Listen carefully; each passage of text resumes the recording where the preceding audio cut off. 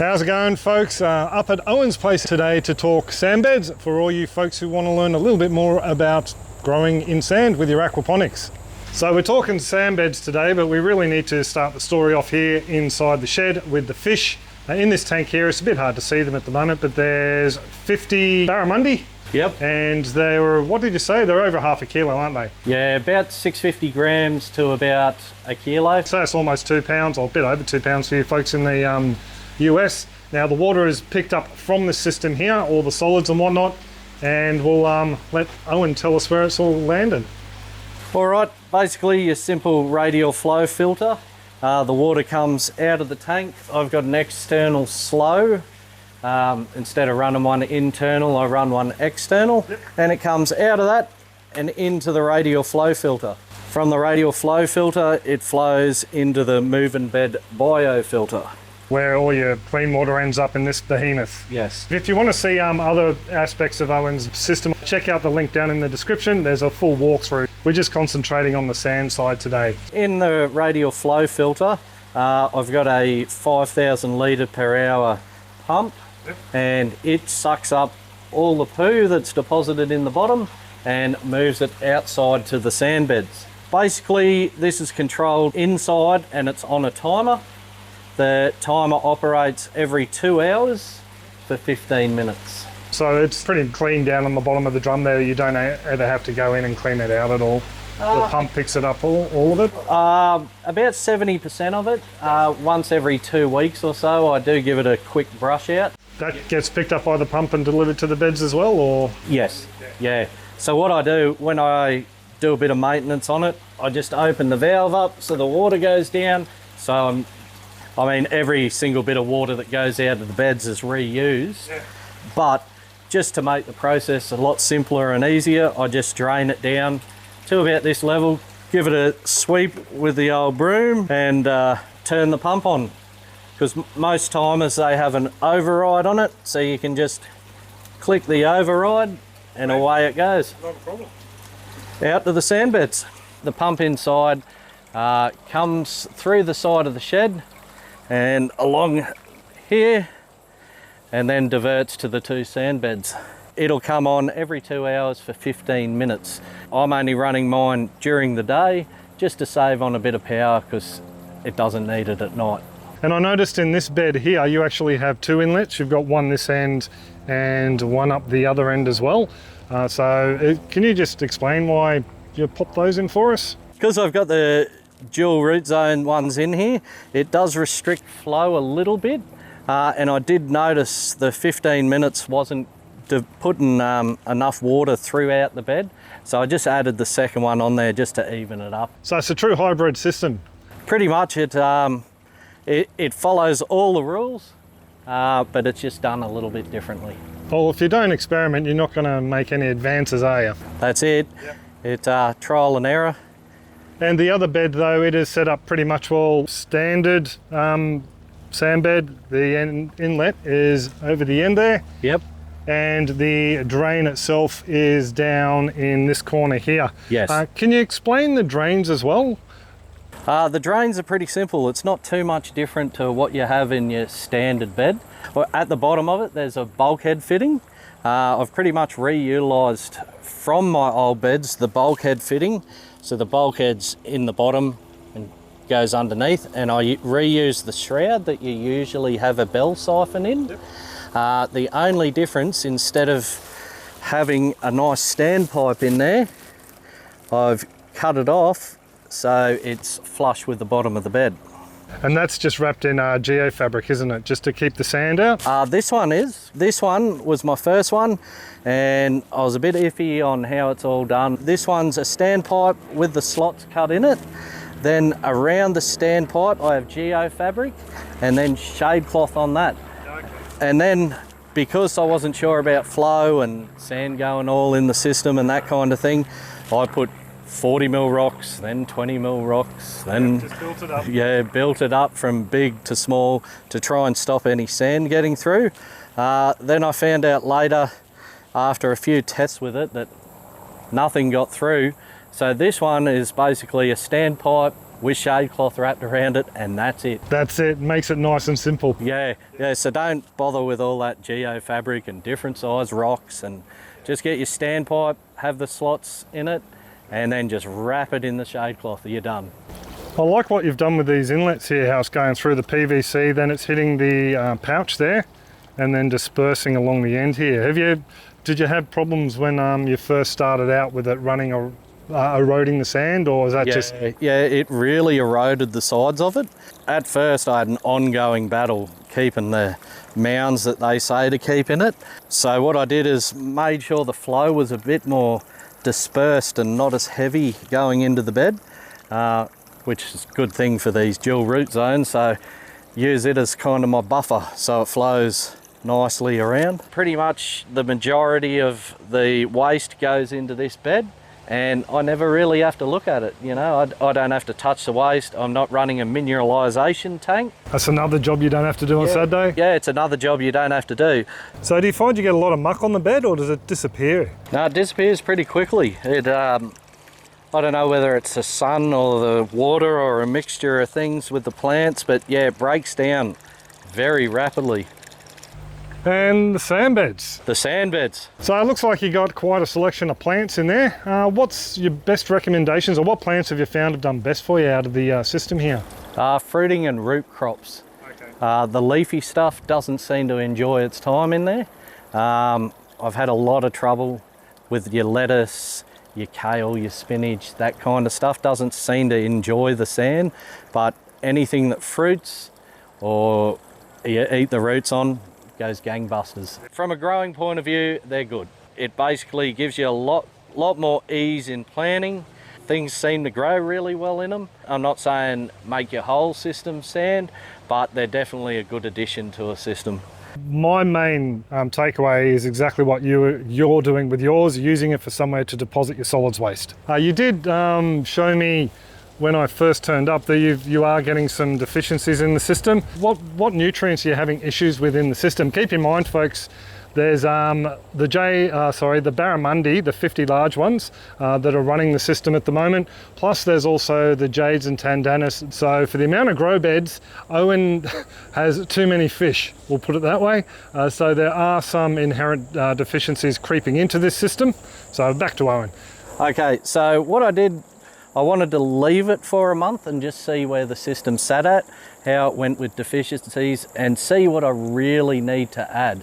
Obviously nitrogen isn't a problem, but I do have the calcium, magnesium and iron deficiencies at the moment. We'll go in and check out your passion fruit, hey? All right. So your tips are looking, oh no, you can sort of see they're sort of starting to go, so yeah. Yeah, it's both iron and magnesium on this one. So that's the intervenial chlorosis on the new growth, as well as you can see down here on the older growth as well. So the older growth is magnesium, and the new growth generally shows up an iron deficiency when you see those little bits of yellowing chlorotic patches. So what were you adding in the system to try and keep everything nice and balanced nutrient wise? Well, I was adding the plain sea salt in the white bottle to begin with, but the amounts that I was having to put in it, I really didn't like from the point of view they have that water surfactant in it, and it really foams and bubbles up. They say it's all right for the fish, but you know, when you start getting what looks to be, you know, a foam party on the top of your tanks, I'm not keen in using it anymore. I then shifted to the green sea salt, but that shot my ammonia through the roof. I just did a dob in each bed, left it for about 3 hours, come back and tested it, and the ammonia was at about 6. Oh, wow. So luckily you run a cool enough system and low enough pH, there was no dramas. Yeah, I was lucky, but I still had to dump half the water and then top up again just to let it go through. The only thing that saved me was that giant biofilter in there. With the iron, how do you add the iron into the system? I've got an auto doser in there that does my pH basically, but I also add all the stuff I want to add in there as well. So it all mixes up and does it at once, so I don't have to bother about going to bed. Okay.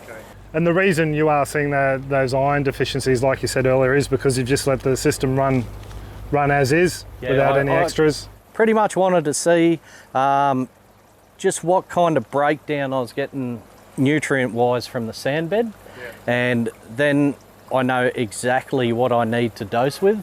That way, the less you have to add, the better it is, the cheaper it is to run, and it's a lot easier than just playing the guessing game of, oh, something's starting to look like it could be. And we all know at the start of nutrient deficiencies, it looks like 6 things at once. Yes. Just back inside the shed here, and this is the dosing tank Owen was talking about. So how's it running, mate? Like a dream. I basically only ever touch it when I add stuff to the dosing tank. So how's it run? What sort of equipment have you got there? Okay, I've got the Milwaukee. It's the MC720 PRO controller with the dosing pump. So that's a Milwaukee, they're a paired unit, aren't they? Yeah, they're a paired unit, they come together. Or you can buy them separate, but it's about $150 extra if you buy them separate. At a third of the price of the other units, their competition, I won't say who, but at a third of the price, and for what it does, you can't go past it. So the calcium, from memory, it's calcium hydroxide, which is the Bricky's lime. And what else do you pop in there other than the iron you mentioned before? The potassium bicarbonate. Yep, that's the same stuff as we use at home as well. Yep. And what I do is, to keep the ratio nice, is I put in 3 parts of the lime to 1 part of the potassium. Okay. And that's the winning ratio for the two. And because it's all metered out by the little doser there, it's not like there's a big whack of anything going in at once anyway, is there? No, I've also cheated a little bit. I have a pump down in the bottom here, and it keeps it nice and mixed and rotating. Excellent. So as it's sucking it up, it's nice and mixed. Yep. And for anyone who's going to say that Owen's system uses a lot of power, you really haven't seen his solar upgrade. Well, how many kilowatts are you running on the house now? 26.2 kilowatts of panels, 20 kilowatts worth of inverters, and 22 kilowatt hours of battery. So there you go. It really is an off-grid system. I suppose we should talk about where it goes. I mean, can I have a guess? Yep. I'd say it goes straight down there, which is a collection port from your biofilter and everything. And that little pipe there goes out to your sump, which is on the other side of this door here. Is that right? Certainly is. Simple. Very simple. We did touch on earlier the reason why Owen has these pouches in the center, but they are a dual root zone, meaning they are a soil blend, and the water wicks up from the bottom and hydrates the soil, so the plants can actually grow out through the pouch into the hydroponic area or stay within the soil and grab what they need. Now, have you noticed any advantages? Obviously these sweet peppers or capsicums are loving it. Have you noticed any other advantages or disadvantages between the two methods of the sand and the dual root zone? I hate to say it, but it grows better in the sand than it does in the soil. I honestly thought it'd be the opposite way around. If you have a look at the corn for comparison, both the corn in the dual root zone and the sand beds, the bigger ones were planted at the same time. That's this pouch here and these ones next to it. Oh wow, and as you can see already, the pouch ones, even though they sit taller, are a shorter plant. Yeah, they don't seem to grow as fast or as high or as thick, for that matter, than the ones that are direct buried in the sand. And the cobs as well, you thought the cobs were a little bit bigger? Yeah, the cobs, let's have a look while I'm here. Take one off, why not? We'll... I'm sure it won't go to waste at all. No, it, oh, I got the ants having a chew, but yeah, as you can see. Oh, that's beautiful. And let's have a look at the normal ones. And as you said, these were all planted at the same time, weren't they? Yeah, so there's your sand bed one. And here, see, as you can see, it's nowhere near as developed. Oh yeah. Still edible. Yeah. But yeah, it's nowhere near as developed or as thick. Yeah. When you put them side by side. The thickness itself, yeah. Yeah. See that, yeah. If you have a look, there's a distinct difference between the sand bed and the dual root zone pouch. So just wrapping up to leave, and Owen decided to have a bit of a taste test of these two. The stuff that's grown in the dirt actually has a slightly better flavour profile to it than the one in the sand beds. But as you can see, the difference between them, it's not, look, you know, I'm a little bit fussy when it comes to taste, so you can taste just the slightest of difference between the two. But if you're at the supermarket, that's the one you'd pick, not the other one. Yeah, well, this tastes better than the supermarket anyway, so. Yeah, you can't really lose. That's it. How did the lettuces you had going last time? Well, they didn't. They got to about so big and then just died off. Same in the soil as well? No, the soil ones, they got harvested. That's why there's nothing, couple of empties, because I did have them in here as the comparison, so I could. Was last time we were over. Yeah, last time you were over, and those ones died out, and those ones got eaten. We saw the carrots did really well last time we were here. What about other things, other root crops? What else have you tried? Onions. I harvested a bunch of onions. That's right. Yep. We have something around the other side. Something around the other side. That's right. I nearly forgot about these. So I'd been asking for ages about potatoes in sand beds, and pretty much the word was it doesn't happen or they're not very successful. So I thought, why not? I've got the space, I'm just crazy enough to do it. I'll give it a go. So yeah, basically this one hasn't been in for as long as it should because the weather isn't correct for it, but it gives me an idea if I'm on the right track when it comes to growing potatoes in sand. So basically what this is just one of those plastic tubs with the bottom of it cut out, so it still sits in the soil. But this way I could build it up, so I can see with the potatoes that allow you to build it up if I was going to be successful in growing them in an upwards manner. If this works out, and we're going to see in a minute, I'll be doing it in this fashion. So I'll just basically do it like Lego, so I stack it up and up and up, and as you can see, it's pretty stable in there. Cool. Let's have a look. Let's have a look. Everyone hold their breath. A good thing about sand as well is if it gets on the ground, it doesn't kill your shins when you hit it with a mower, like the clay. Oh, you got a spud. Oh, you got a couple. Well, there you go. It does work. Do you reckon they would have gone down much deeper, or? Probably not, due to the time that I planted them. I'll have a dig and we'll see, but at least for sand it'd be pretty easy to tell. Yeah. No, there's nothing down there, but for something I planted so late, you'll be pleased with that. It's going to work. Yep. Thanks for the gander, mate. That's all right. Got a couple of questions that have popped up on the old video, if you wouldn't mind running through them before I nick off. Yeah, I'll answer what I can. Sweet. Callum has asked, where in Queensland did you source the sand for the sand bed, and what type is it? Okay, I sourced it from a place called River Sands, and it's used for their horse tracks. It's called an RS course, and that fits the bill of everything that the IAV method says, sand-wise, particles, all the bits and pieces. Excellent. Peter's asked, what does Owen use in the growing pouches? Just plain compost soil, sterilised mix. And do you add any nutrients other than the fish feed, which we've sort of already covered?